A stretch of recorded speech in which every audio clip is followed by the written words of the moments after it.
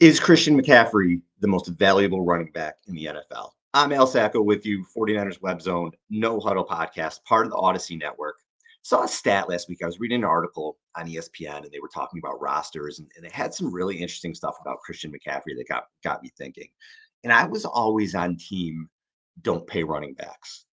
Thought they were kind of a dime a dozen. You can get a lot of production in a lot of different places. And I think for the most part, that's still true. It's why you see teams, they're not really willing to give big contracts to running backs because they typically don't last very long. In their late 20s, you see production dip just because of the brutality and the wear and tear of the position.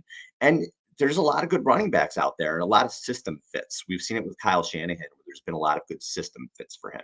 Matt Breida was a good system fit. Jeff Wilson, Raheem Mostert, these guys were good system fits, not necessarily a Delvin Cook, Nick Chubb type runner. They were just really good in the system. And you're seeing the same right now with the Dolphins with the way Mostert and Wilson are doing there. So running backs to me, it was always like, all right, you can kind of find somebody, especially in a system like Kyle Shanahan's. But then I kind of saw Christian McCaffrey play, and we knew Christian McCaffrey from the Panthers, but a lot of it is fantasy football stuff. I mean, how much do people really watch the Panthers? They're not on TV a lot.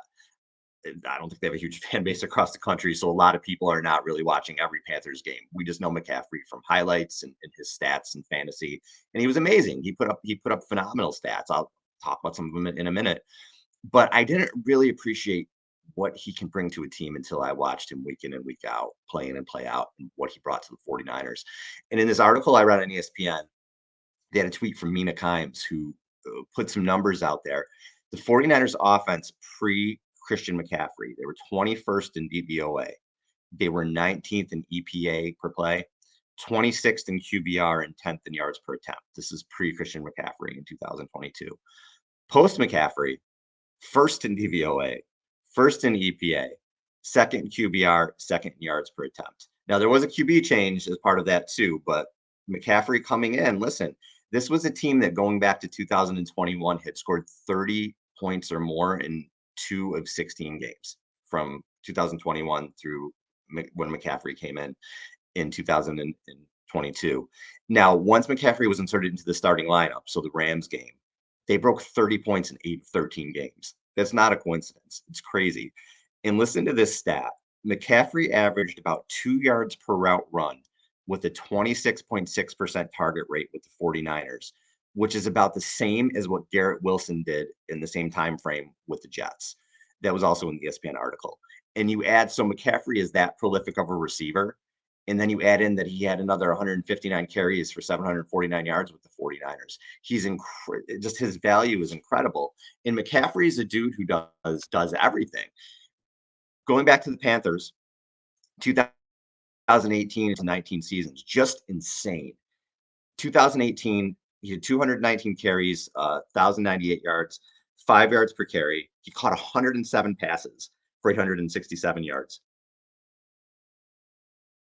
So that was a total of 1,960 yards, 13 total touchdowns, and his yards per touch was 6, which is tremendous for a running back.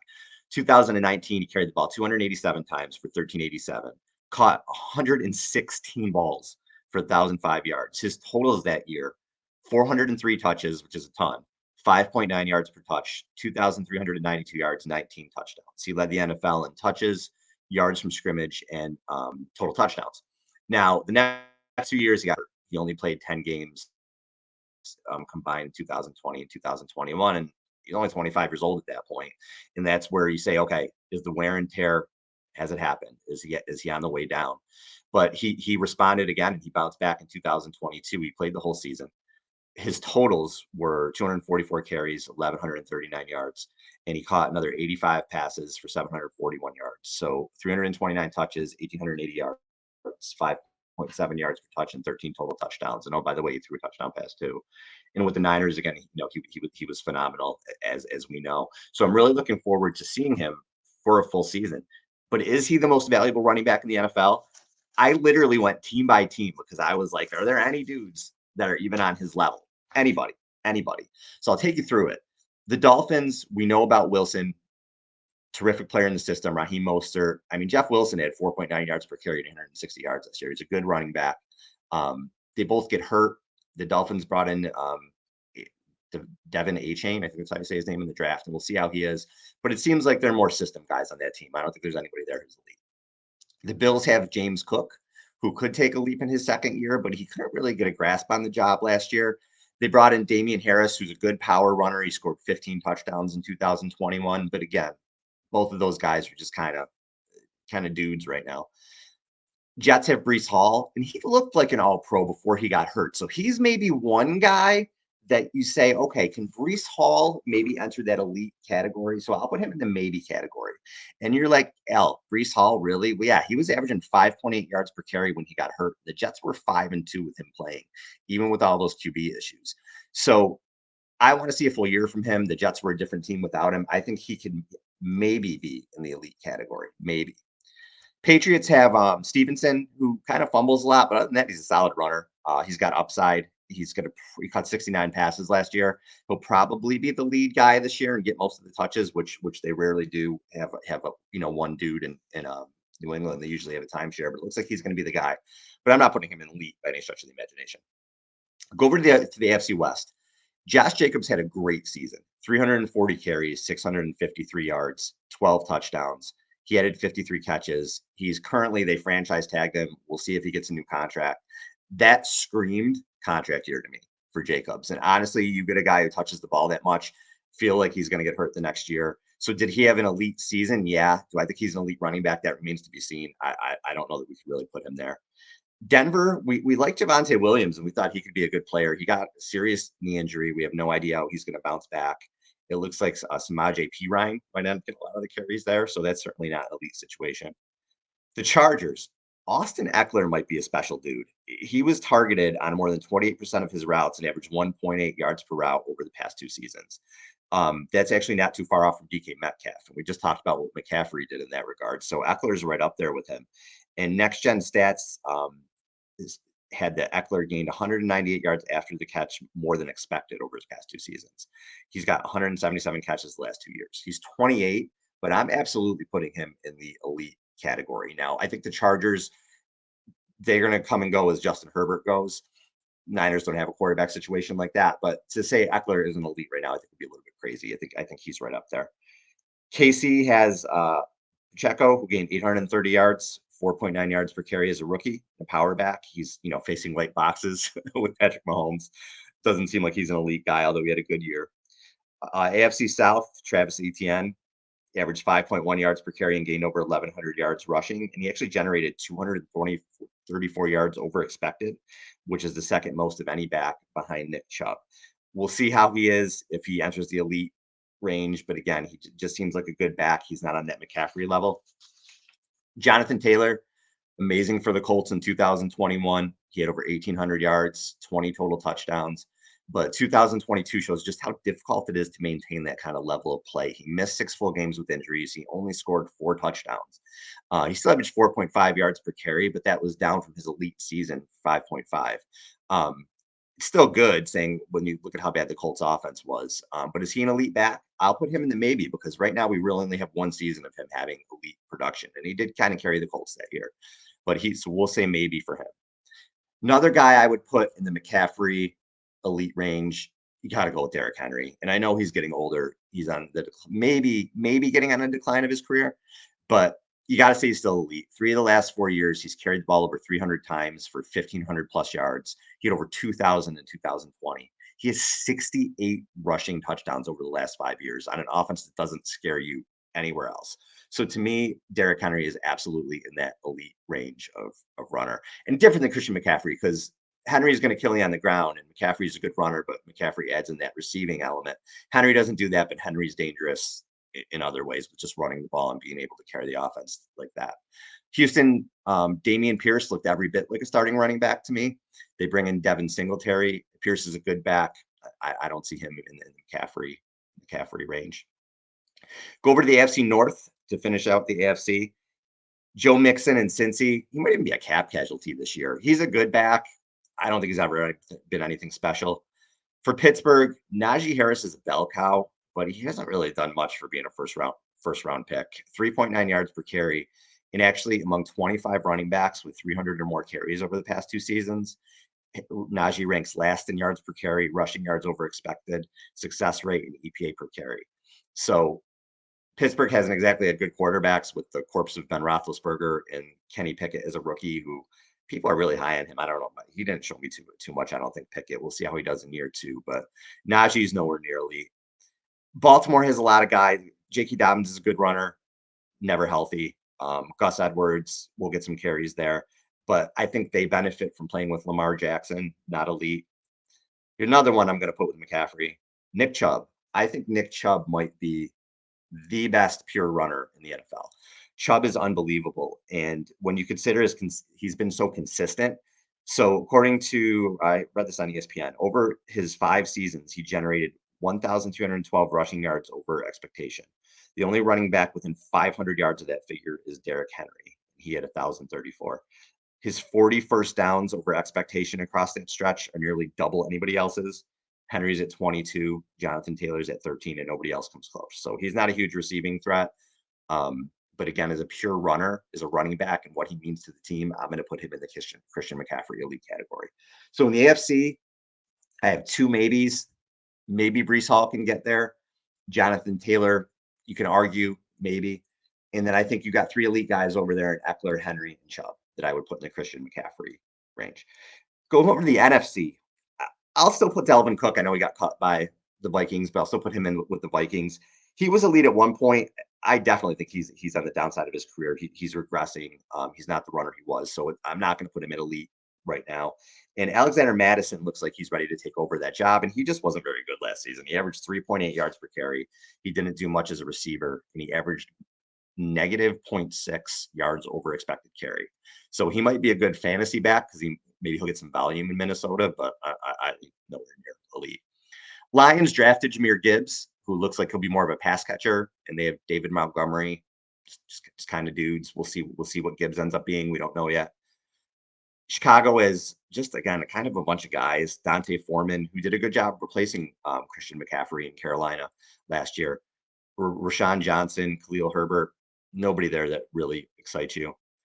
Green Bay, I know Aaron Jones, he had some fumble issues last year. He fumbled 5 times, but he's criminally underused and underrated. And I don't think the fumbles were the norm with him. It was just maybe one of those fluky seasons. But he's averaged over 5 yards per carry for his career, and he's a terrific receiver. A.J. Dillon's a good compliment to him, but I think they need to use Aaron Jones a lot more. But I think Aaron Jones is in the very, very good category. I'm not going to put him, certainly not going to put him in the Christian McCaffrey elite category, but I think Jones is criminally underused and really good. And I think he can knock on that door. I think he's that good if he was given the opportunities. Let's look at the Falcons. Tyler Algier may have had the quietest 1,000-yard rookie season in NFL history. I don't even think people know that he gained 1,000 yards last year. But Atlanta couldn't have thought he was very special because they went out and drafted Bijan Robinson, who was maybe just too good to pass up for them. And he's coming into the league with the expectation of being elite. But again, we have no idea there, so we can't put him in any category yet. The Bucks have Rachaad White, who caught 50 passes as a rookie, but that team is a mess running the ball. White only averaged 3.7 yards per carry. Alvin Kamara, again, you could have argued at one time he was elite in terms of pass catching, but his last 2 years, he's really regressing running the ball. He's averaged 3.7 yards per carry and 4 yards per carry the last 2 seasons, and his catches have gone from 80 plus in his first 4 years down to 47 and 57. So the Saints drafted Keandre Miller, and they brought in Jamal Williams, who had a really fluky year scoring 17 touchdowns for the Lions. I don't think that's ever going to happen for him again. But with Kamara on the downside, nobody there I would put in the Christian McCaffrey category. Carolina, Miles Sanders comes over from Philly. He had a really good season last year. He gained 1,100 yards and had 11 rushing TDs after not scoring a rushing TD at all the previous season. A lot of that, I think, benefits from playing in Philly. They have a terrific offensive line. They have Jalen Hurts. He's a good back, but nothing special, not Christian McCaffrey. Philadelphia looks like they may be able to combine to be a really good back with DeAndre Swift, who's a good receiver, and Rashad Penny, who only played 15 total games the last 2 years, but averaged 6.3 and 6.1 yards per carry. They're both really good backs who have had injury issues. You put them together, maybe and stay on the field, maybe they would be elite, but individually, no, they're not on Christian McCaffrey's level. Cowboys, Tony Pollard is a name that I'm starting to wonder is going to hit in that elite category this year. He was awesome last year, 5.2 yards per carry, and he broke 1,000 yards with less than 200 carries. He caught 39 balls and he scored 12 touchdowns, and that was with a washed up Ezekiel Elliott still taking 248 total touches away from him. And I think you saw in the divisional round with the Niners how much he meant to the Cowboys, because when he went out of that lineup, the Cowboys offense did not look the same. Now, do we know if Pollard's elite and on the McCaffrey level? No, because he's got to do it more than 1 year. But I'll put him in that question maybe category because he might be able to get there. Commanders, Washington Commanders. They have two, I guess, average-ish guys, Antonio Gibson and Brian Robinson.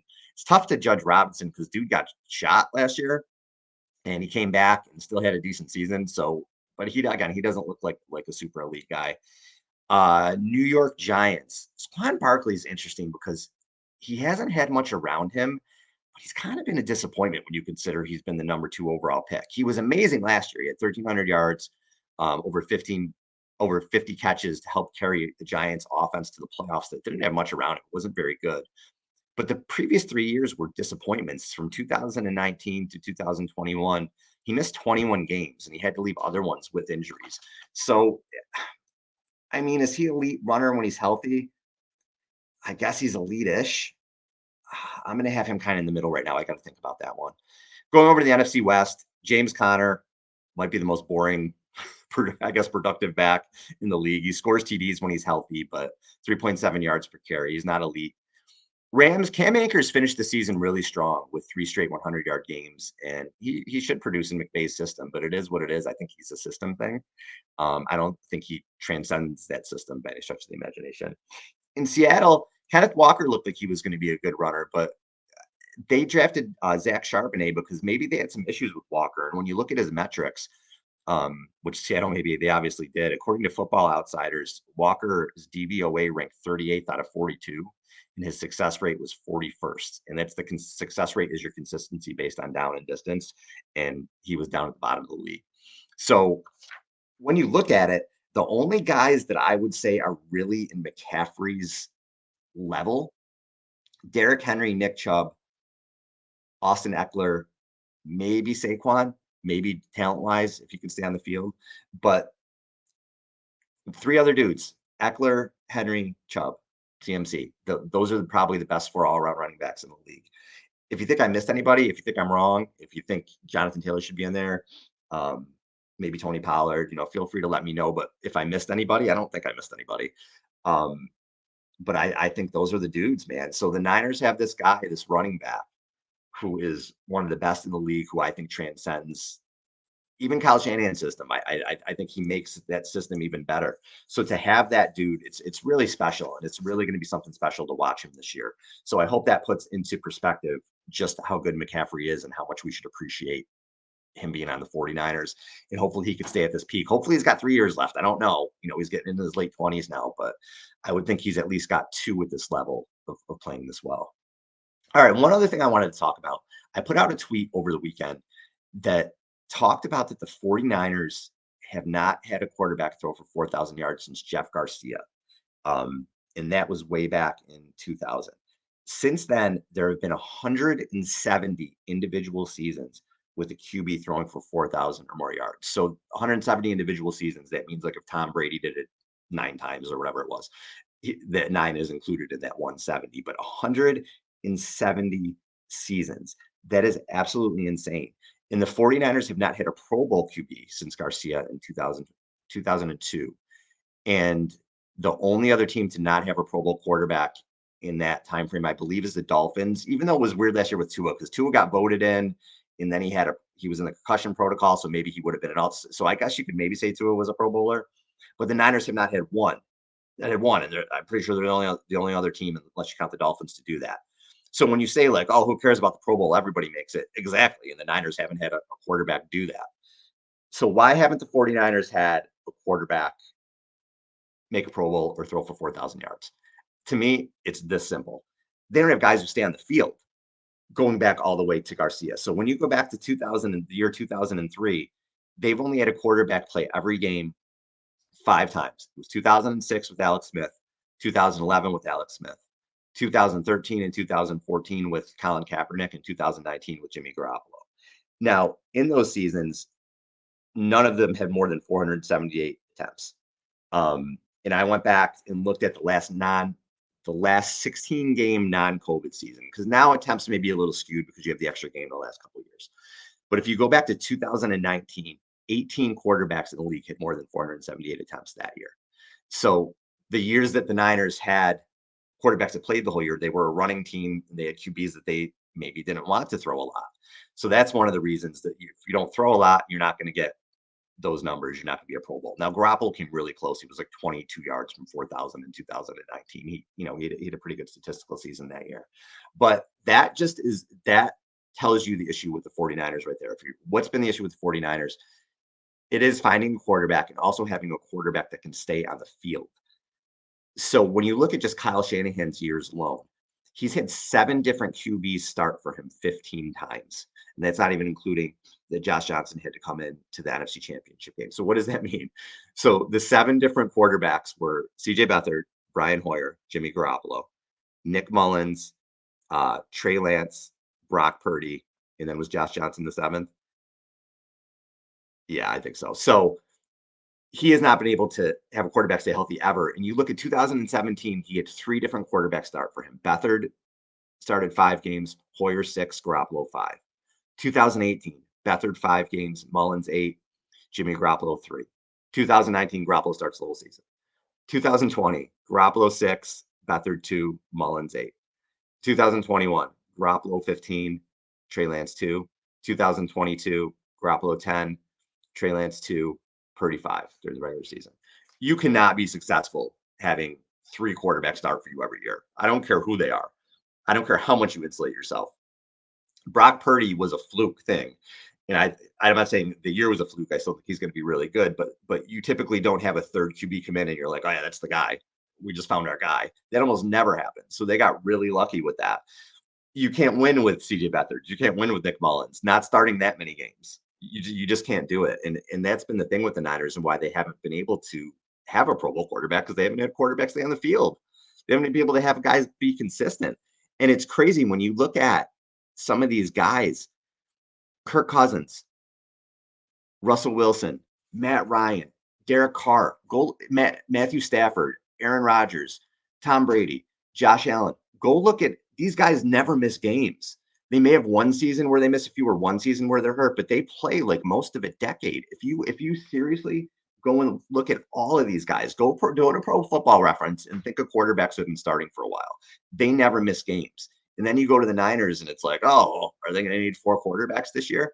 I mentioned it. I think it might have been the last show. I was watching Good Morning Football, which I love.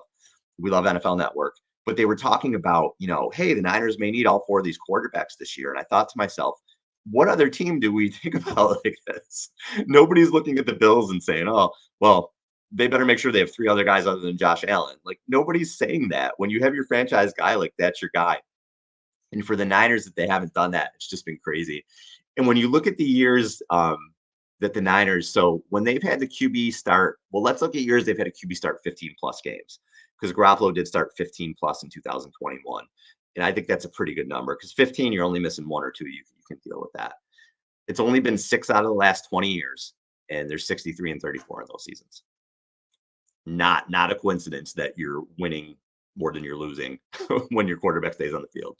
And in the 14 years where they had 13 starts or less, they're 86, 138, and 1. Not a coincidence that you lose when quarterbacks don't stay on the field. Now, they're only winning seasons where they've kind of played, well, I don't want to say musical chairs, but where they've had multiple QBs. 2022, they did play musical chairs, and they still had 13, and they were still worth 13 and 4. And the other year was 2012, where an injury forced Alex Smith out, and then Kaepernick came in, and they were obviously really good that year. But that was a season, I guess those 2 seasons are similar, where you had an injury, and then you had a young quarterback come in who was better than the starter in at least that season in a lot of ways, and it helped to make the team better. And those were 2 kind of fluky years to happen. In the other years, you're not going to win when Troy Smith is starting games for you. You're not going to win when I guess they did win with Sean Hill. Sean Hill was actually 10-6 as a starter, but he's not a long-term answer. JT O'Sullivan and Sean Hill starting 8 games apiece. Trent Dilfer starting 6 games for you. Going to Chris Wenke on the last game of the season, which actually happened in 2007. I don't know if some of you guys have put that out of your brain or not. Not going to win that way. You're not going to win with Brian Hoyer and CJ Beathard and Nick Mullins. It's just not. You need some kind of talent at the quarterback position. So this season, can they have a quarterback throw for 4,000 yards? Can they have a quarterback make a Pro Bowl? Well, I think if Brock Purdy stays healthy and he can play 15 games, I think that's going to happen. If you look at Purdy's numbers last year, if you put that over a 17-game season, it projects to 3,939 yards. So he'd be around 4,000. And you'd think he'll throw more in his second season. So I think he can eclipse 4,000 this year. And he would have thrown 34 touchdown passes to only 7 interceptions. That is pretty damn good. So I would say, without a doubt, here's another great stat. When you look at Purdy's TD percentage, it was 7.6. For a minimum of 7 games, the only 49ers quarterbacks who had either an equal or better TD percentage, Montana was 7.8 in 1987, and Steve Young was 7.6 in 1994. That is pretty damn good company. So my official prediction, you're hearing it here from me, I'm going to predict it. If Brock Purdy plays at least 15 games, I think he will be I think he's going to make the Pro Bowl. I think he will. And if he plays a full season, he's going to break that 4,000 yards. He's going to make a Pro Bowl. And the Niners, I think, are going to be in really great shape. So we'll see. But that should tell you everything you need to know. When you look at those numbers and you put them out there, and I do that a lot on Twitter. Like I'll throw numbers out there, and I know what I think of the numbers, but I like to throw it out there to see what the readers think and what the listeners think. When you see that the 49ers haven't done that, well, why do you think that? Is it because they haven't had good quarterbacks? Because quarterbacks haven't stayed on the field? I like to throw things like that out there and then like have people think about it and be like, why is that?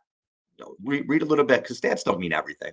Sometimes you have to read past those and see, like, why is that? So I like to do that and see what people think. And a lot of people kind of chimed in on it, and I think people understand.